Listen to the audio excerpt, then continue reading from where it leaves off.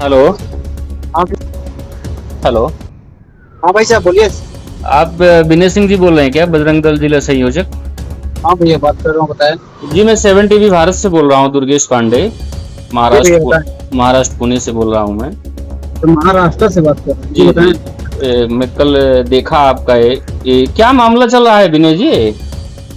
भैया एक नाबालिग हिंदू बहन का जी 6 महीने तक वीडियो बना के ब्लैकमेलिंग के आधार पर रेप किया गया। जी एक दुकान है यहीं जी। प्रतापगढ़ जिले के, किस नाम से है इसकी दुकान? सिमरन क्लॉथ हाउस के नाम से, गुलजार अहमद नाम है। गुलजार अहमद, जी जी।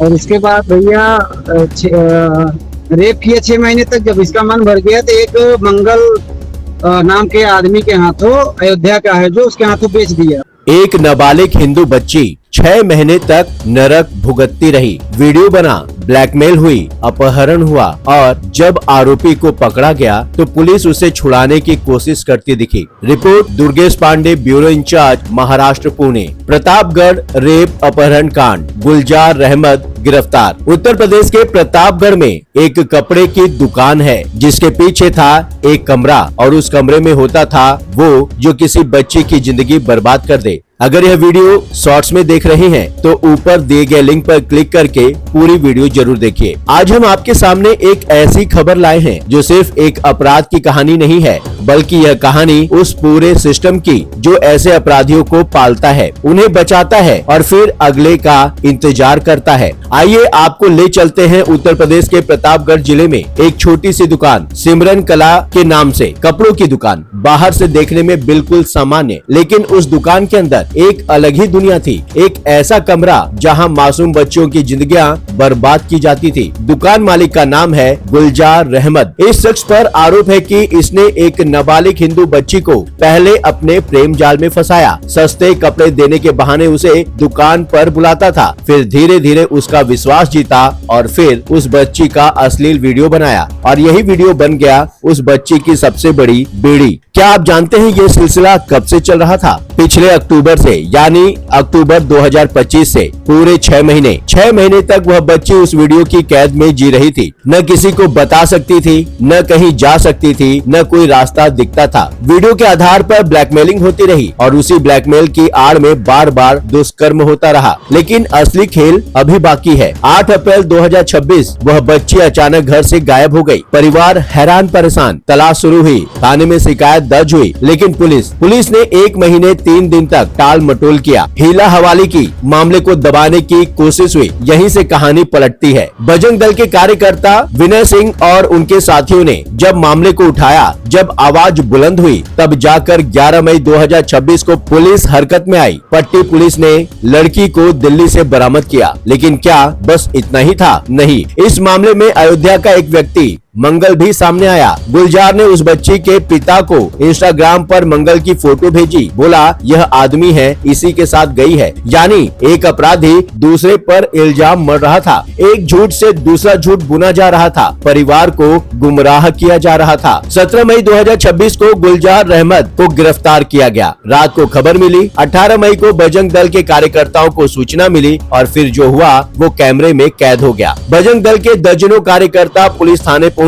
जब गुलजार को गाड़ी में बैठाकर ले जाया जा रहा था, कार्यकर्ताओं ने उसे बाहर निकालने की कोशिश की। एक कार्यकर्ता आगे की सीट से गाड़ी में घुस गया। पुलिस कर्मियों को खींचकर बाहर निकाला गया। हंगामा हो गया। पुलिस ने रोकने की कोशिश की, लेकिन भीड़ नहीं मानी। किसी तरह पुलिस आरोपी को लेकर वहां से निकली, लेकिन हंगामा यही नहीं रुका। कार्यकर्ता गुलजार की दुकान पर पहुंचे, उसी दुकान पर जहां वह नाबालिग को फंसाता था, जहां वीडियो बनाए जाते थे, जहां ब्लैकमेल का जाल बुना जाता था। यहाँ रुककर एक बार सोचिए, क्या ये पहली बार रहा होगा? नहीं, 1 साल पहले भी इसी गुलजार के खिलाफ मामला दर्ज हुआ था, इसी दुकान पर इसी तरह के आरोप। और तब क्या हुआ? कुछ नहीं। सामान्य धाराओं में मुकदमा दर्ज हुआ, पैसे का खेल हुआ, पुलिस प्रशासन ने मामले को रफा दफा कर दिया। गुलजार 1 महीने में जेल से छूट गया, 1 महीने में, और वो फिर वही करता रहा जो पहले करता था। क्या यह सिस्टम की विफलता है या सिस्टम की मिली भगत? विनय सिंह जी ने हमारे ब्यूरो इंचार्ज दुर्गेश पांडे को बताया, यह दुकान पूरा हब है। हिंदू बच्चियां आती हैं, सस्ते कपड़े देने के बहाने उन्हें फंसाया जाता है। दुकान के अंदर एक कमरा बनाया हुआ है, साथ ही वीडियो बनाता है, फिर ब्लैकमेल। हेलो। हाँ हेलो। हाँ भाई साहब बोलिए।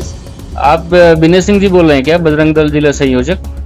हाँ भैया बात कर रहा हूँ, बताएं। जी मैं 7 टीवी भारत से बोल रहा हूँ, दुर्गेश पांडे, भैया बताएं। महाराष्ट्र पुणे से बोल रहा हूँ मैं। तो महाराष्ट्र से बात कर रहे हैं जी, बताएं। मैं कल देखा आपका ये क्या मामला चल रहा है विनय जी? भैया एक नाबालिग हिंदू बहन का जी। 6 महीने तक वीडियो बना के ब्लैकमेलिंग के आधार पर रेप किया गया। जी। दुकान है यहीं प्रतापगढ़ जिले के। किस नाम से है इसकी दुकान? सिमरन क्लॉथ हाउस के नाम से, गुलजार अहमद नाम है। गुलजार अहमद, जी जी। और उसके बाद भैया रेप किया 6 महीने तक। जब इसका मन भर गया तो एक मंगल नाम के आदमी के हाथों, अयोध्या का है जो, उसके हाथों बेच दिया प्रतापगढ़ में बुला के। जी जी। वो अच्छा, ये लड़की को अयोध्या का रहने वाला है मंगल, उसके हाथ में बेच दिया? हाँ, एक गुलजार जी। उसके बाद भैया पुलिस इस मामले में 8 अप्रैल को बच्ची गायब हुई, हीला हवाली करती रही, हीला हवाली करती रही। विनय जी ये बताइए, ये लड़की को कितने दिन से ब्लैकमेल कर रहा था? अक्टूबर से, पिछले अक्टूबर से। पिछले अक्टूबर बोले 2025 से? जी जी जी। क्या इसके ऊपर पहले भी कोई FIR वगैरह नहीं हुई थी क्या? हाँ, इसको 1 साल पहले हम लोगों ने इसी मामले में, जो इसकी दुकान है, पूरा हब है इस चीज का। जी। हिंदू बच्चियां आती हैं, उसको फंसाता है अपने प्रेम जाल में जी ना, सस्ते कपड़े देने के लालच में। फिर उसी अंदर एक रूम बनाया है जिसमें कैमरे लगाए हैं, उसके साथ गंदा काम करता है, वीडियो बना के ब्लैकमेल करता है। पिछली बार जब पकड़ा गया था, पता नहीं कितनी, काफी संख्या में पेन ड्राइव्स, आपत्तिजनक मतलब उत्तेजक दवाएं, इसका मतलब एक तरह से समझिए तो सेक्स रैकेट चलाता था वो। चलाता था, हाँ। लेकिन अच्छा, जो पिछली बार जब नहीं सुनिए ना, जो पिछली बार FIR हुआ था इसके खिलाफ, उस पे पुलिस ने क्या किया, कहाँ तक कार्रवाई किया था? कुछ नहीं, 1 हफ्ते में छूट गया था जेल से। कोई कार्रवाई नहीं हुई होती, आज एक हिंदू बहन की आबरू लुटने से बच जाती है ना। बिल्कुल बिल्कुल। अब किस धारा में पहले FIR हुई थी, कौन सा एक्ट में गया था? वो नॉर्मल धाराएं थी, बहुत नॉर्मल धारा, उसमें पैसा कौड़ी खा के पुलिस प्रशासन ने मामले को रफा दफा कर दिया। जी, जो बात है साफ है। और दूसरी चीज, अब की बार नॉर्मल धाराएं 1 महीने तक पुलिस हीला हवाली करती रही, क्योंकि इसने पैसा दे दिया था। जी। एक चौकी इंचार्ज यहाँ पे है रूर का, इसका मतलब इसका रूरे चौकी के अंतर्गत आता है। हाँ, जो गांव है रूरे चौकी के अंतर्गत आता है। अपना कोतवाली तो अपना पट्टी होगा ना, कोतवाली पट्टी है, लेकिन जो हीला, पहले तो प्रार्थना पत्र पड़ा रूर चौकी पे जी, उसने हीला हवाली करा, क्योंकि आयो वही है जी। उसने हीला हवाली 1 महीने तक किया। 1 महीने 3 दिन के बाद, मतलब अगले 8 अप्रैल को बच्ची गायब हुई। 11 मई को जी कि बच्ची अयोध्या से बरामद हुई। जब वो दिल्ली ले गया मंगल नाम का व्यक्ति। जी। अच्छा, अयोध्या से वो व्यक्ति, मंगल नाम का जो व्यक्ति था, वो दिल्ली लेके गया?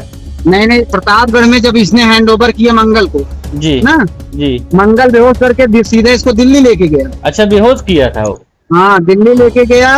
और उसके बाद वहाँ पे हाथ पैर बांध के ड्रग्स देके, जी, इसके हाथों पे सुई के निशान मिले हैं, जिसमें जहाँ इंजेक्शन लगा के ड्रग्स देता था। यह कोई एक बच्ची की कहानी नहीं है, यह एक पूरे रैकेट की कहानी है। एक सेक्स रैकेट जो एक दुकान की आड़ में चलता था, जिसमें एक नहीं बल्कि कई बच्चियां निशाना बन चुकी हैं। अब जरा सोचिए, अगर बजरंग दल के कार्यकर्ताओं ने आवाज न उठाई होती, अगर वो थाने का घेराव न करते, अगर वो हंगामा न मचाते, तो क्या यह बच्ची आज अपने घर होती? शायद नहीं। अब आता है वो हिस्सा जो सबसे जरूरी है। सवाल नंबर 1, जब 1 साल पहले इसी आरोपी के खिलाफ मामला दर्ज हुआ था, तो क्यों उसे 1 महीने में जमानत मिल गई? क्या उस केस की जांच ढंग से हुई थी या पैसे लेकर मामला दबाया गया? सवाल नंबर 2, 8 अप्रैल को बच्ची लापता हुई, तो पुलिस ने 1 महीने 3 दिन तक टाल मटोल क्यों की? क्या उन्हें ऊपर से दबाव था या फिर पैसे का लेन देन था? सवाल नंबर 3, रुकिए,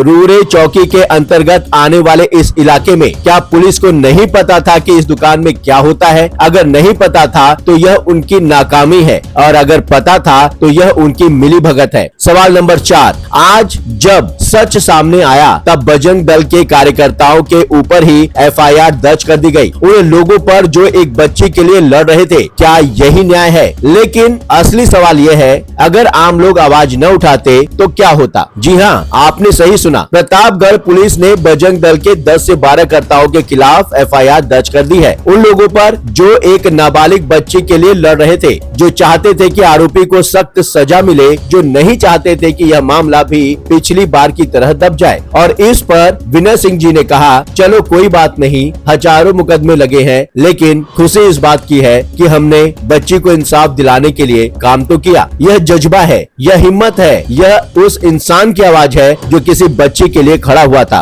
आरोपी गुलजार रहमत पर फिलहाल पॉक्सो एक्ट और दुष्कर्म की धाराओं में मुकदमा दर्ज हुआ है, लेकिन सवाल यह है, क्या अपहरण की धारा भी लगेगी? क्या ब्लैकमेलिंग के आरोपों की ठीक से जांच होगी? क्या उन साथियों की भी जांच होगी जो वीडियो बनाते थे? क्या मंगल नाम के उस व्यक्ति की भूमिका की भी जांच होगी जो इस पूरे मामले में शामिल रहा? और सबसे बड़ा सवाल, क्या यह 1 साल पहले वाले केस की भी दोबारा जांच होगी? क्या उन पुलिस वालों की जांच होगी जिन्होंने तब पैसे लेकर या किन्हीं अन्य माध्यमों से मामला रफा दफा किया? अगर वो मामला उठाया गया होता तो यह नया मामला शुरू ही नहीं होता। यह मामला सिर्फ प्रतापगढ़ का नहीं है। हर हफ्ते देश के किसी न किसी कोने से ऐसी खबरें आती है, कहीं कपड़े की दुकान, कहीं मदरसा, कहीं कोचिंग सेंटर, और हर बार एक जैसा पैटर्न, पहले प्रेम जाल, फिर वीडियो, फिर ब्लैकमेल, फिर रेप, फिर अपहरण, और हर बार एक जैसा अंत, पुलिस की टाल मटोली, पैसों का खेल, मामला का दबना। जब तक समाज आवाज न उठाए, जब तक मीडिया सवाल न करे, तब तक आप जैसे दर्शक इन खबरों को नहीं देख पाते। क्या लगता है, यह सिलसिला रुकेगा?